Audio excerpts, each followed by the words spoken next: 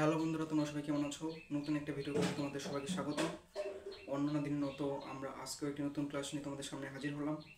এর আগে গত ক্লাসে আমরা বাংলা প্রথম পত্রের যে বিভিন্ন কবির তার নাটক, উপন্যাস, ছোট গল্প রয়েছে সেগুলো নিয়ে আলোচনা করেছি এবং তার সাথে এও আলোচনা করেছি যে আমরা কীভাবে সেগুলো ছন্দের মাধ্যমে খুব কম সময়ের মধ্যে পরীক্ষায় গিয়ে খুব সহজে উত্তর দিতে পারবো। আজকে আমরা বাংলা যে দ্বিতীয় পত্র রয়েছে সেটা নিয়ে আলোচনা করব এবং তোমাদের মধ্যে যদি কোনো ধরনের সমস্যা থাকে সেই বিষয় নিয়ে তোমরা সেই ক্লাসগুলো গিয়ে দেখতে পারো। সেগুলো খুব সিরিয়ালের মাধ্যমে দেওয়া আছে এবং সেই ক্লাসগুলো করে তোমরা তোমাদের সমস্যার সমাধান করতে পারো। তাই আজকে আমরা আলোচনা করব বাংলা দ্বিতীয় পত্র। আজকের আলোচ্য বিষয় হচ্ছে বাংলা ভাষা এবং বাংলা সাহিত্যের ইতিহাস। প্রথমে আমাদের জানতে হবে যে বাংলা ভাষা কী। ভাষা হচ্ছে ভাব প্রকাশের একটা মাধ্যম, যেটার মাধ্যমে আমরা আমাদের নিজের মনের ভাব প্রকাশ করতে পারি। তাহলে ভাষা হলো ভাবের একটা মাধ্যম। পৃথিবীতে প্রায় ৩,৫০০ মতো ভাষা প্রচলিত রয়েছে। মানে আমরা যে নিজস্ব ভাষা কথা বলি এরকম প্রায় সবার নিজস্ব ভাষা রয়েছে।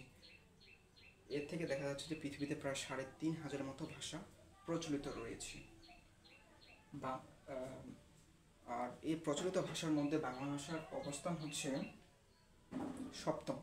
পৃথিবীতে যতগুলো মাতৃভাষা রয়েছে বা মাতৃভাষার কথা বলে সেই মাতৃভাষাগুলোর অবস্থানের দিক থেকে বাংলা ভাষার অবস্থান হচ্ছে পঞ্চম বা ষষ্ঠ। তার কী বললাম, তো পৃথিবীতে যতগুলো বহু প্রচলিত ভাষা রয়েছে সেই ভাষাগুলোর মধ্যে বাংলা ভাষার অবস্থান হচ্ছে সপ্তম, আর মাতৃভাষার দিক থেকে বাংলা ভাষার অবস্থান হচ্ছে পঞ্চম বা ষষ্ঠ। তো অনেকে বলতে পারো যে বাংলা ভাষার আনুমানিক বয়স কত, তবে এটা সঠিকভাবে এখনও জানা সম্ভব হয়নি। তবে আনুমানিক বলা যাচ্ছে যে বাংলা ভাষার বয়স প্রায় ১,৫০০ বছর পুরনো আমাদের বাংলা ভাষাটা।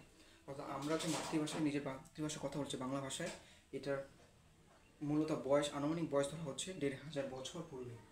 এর মধ্যে একটা তথ্য এখানে অতগুলো দেওয়া সম্ভব হয় নাই। এর মধ্যে বাংলা ভাষার দাপ্তরিক ভাষার দিক থেকে বাংলা ভাষার অবস্থান হচ্ছে দশম।